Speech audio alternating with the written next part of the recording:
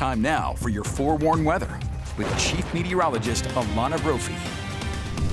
Back here at home, it's a Tuesday with some Tuesday weather, isn't it? Oh, yeah, Alana. I think the most Tuesday thing I heard was that surge pricing. No. Oh, my goodness, those changing labels. I will say, I used to work retail back in the day. I was the guy who had to switch out every one of those little tags every week. Right. This would have made my life so much easier. This is different. This is different. Brian with the silver lining. Yeah. Leave it to Macklehattan to put a smile on your face on a Tuesday. It doesn't happen every Tuesday, but today, there you go. But today, we'll take it. Hey, it's hot, it's dry out there, and those conditions just really want to linger. We're taking that live view from Cedar City. 91 degrees in Iron County, this area underneath a red flag warning. They were yesterday, but now they're neighbors in the southwestern corner of the state, part of that red flag warning. As we look at our wind gusts, you can see bigger numbers over in the West Desert and Salt Lake. That southwesterly wind, very noticeable. We've got dry conditions, noticeable here with our relative humidity, single digits, Delta. That is brutal. Cedar City, St. George, it's not a huge surprise. We've got very dry fire fuels and very little recovery when it comes to moisture overnight. And so that adds to the red flag warning, which now is in effect until Thursday at 10 p.m. It includes portions of Juab and Millard County, so a larger stretch of the West Desert all the way down to the southwestern corner of the state over towards the Swell and south central Utah. Gosh, that's a big area. You know, the Monroe Canyon fire is underneath that red flag warning. That's dangerous because we know these weather conditions can really lead to erratic fire behavior, critical fire threat in our state. Live view from the ABC4 studios, our Colonial Flag Tower camera, showing those southwesterly winds at work. The other part of a red flag is the heat. It's 98 degrees right now in the state capital. We've got 90s in northern Utah.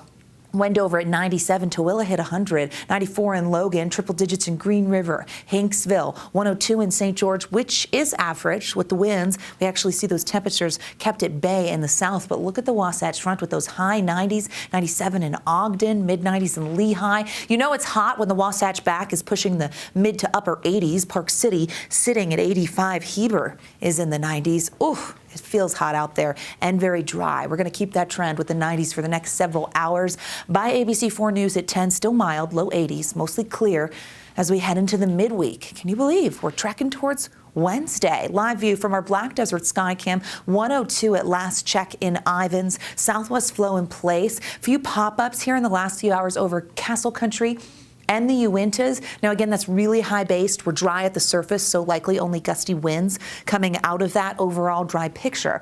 Smoky dry picture in Castle Country. That live view from Price, boy, that thick smoke is really targeting the eastern side of the state with the help of the winds. The smoke coming from those Arizona wildfires plaguing Lake Powell all the way to Grand County and then Monroe Canyon into Castle Country. It's a direct line, that expressway, to the Uinta Basin in southwestern Wyoming. We stay that way tonight and through our Wednesday. As long as that southwest flows in place, we will see clearer conditions on the western side of the state, but fire danger holds on, and then a lot of smoke in the forecast there. Air quality will be impacted. Unhealthy air expected tomorrow for Duchesne County. Moderate air along the Wasatch Front and the Wasatch back.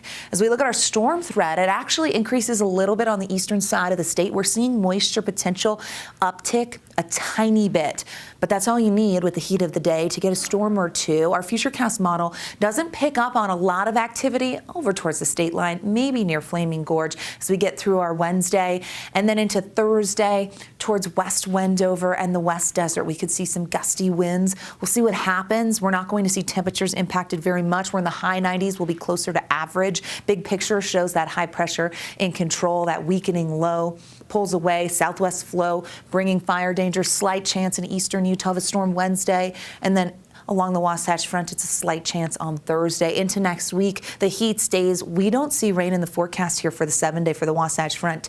That's not great. 99 flirting with triple digits tomorrow in Salt Lake. We see them in the Four Corners, Lake Powell, and St. George with 90s and hazy or smoke-filled skies throughout the state. St. George with a slight chance on Friday, next 7 days with the triple digits where we should be this time of year. As we check out the Wasatch Front, ooh, it doesn't look promising in the way of wet weather. Slight chance on Thursday. Temperatures slightly cool into the mid-90s there. It's going to be hot.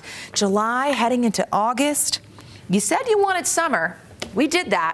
But I'd really like for everybody to start saying we want some rain because, gosh, it has just been brutal. Rain. We want that.